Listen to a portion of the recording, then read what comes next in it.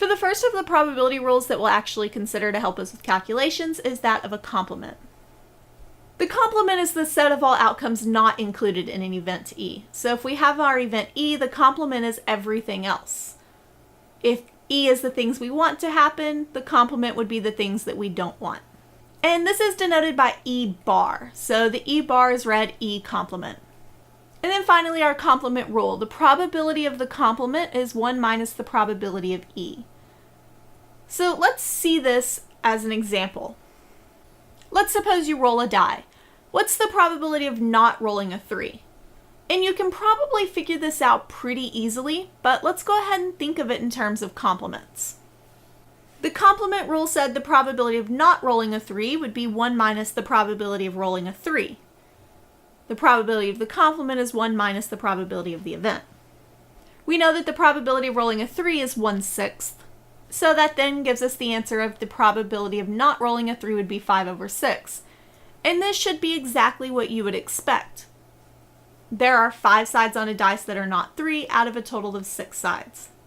For our last example, it was really easy to figure out the answer without using the complement rule, but let's try another one that might be a little more complicated.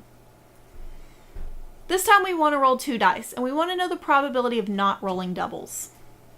The complement rule says the probability of not rolling doubles would be 1 minus the chance that we roll doubles.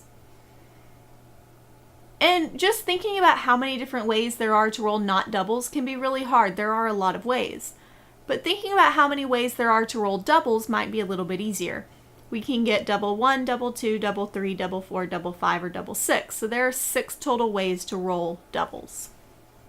And you can check by writing down all of the possible combinations, but there are 36 different possible outcomes when rolling 2 die.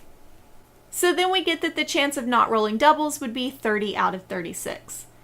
And we can definitely see on this one why it might be a little bit easier to actually use the complement rule as compared to the last one.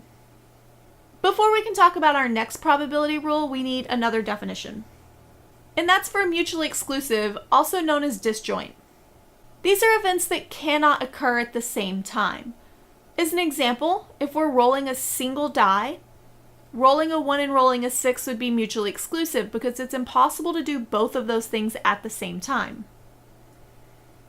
However, if we wanted to randomly select a student that is a female or a junior, those would not be mutually exclusive because it is possible to be both a female and a junior at the same time. So with that, we'll talk about the addition rule. The probability of either A or B happening is the probability of A plus the probability of B minus the probability of both. And part of being disjoint means that the probability of A and B would be 0 since it's impossible for those things to happen at the same time. So in the case that we're disjoint or mutually exclusive, this actually does get simplified a little bit to just the probability of A plus the probability of B. So let's look at some examples. Let's suppose we're drawing a card from a standard deck of playing cards. We want to know the chance of drawing a king or a diamond. My addition rule says that this would be the probability of drawing a king plus the probability of drawing a diamond minus the probability of drawing both.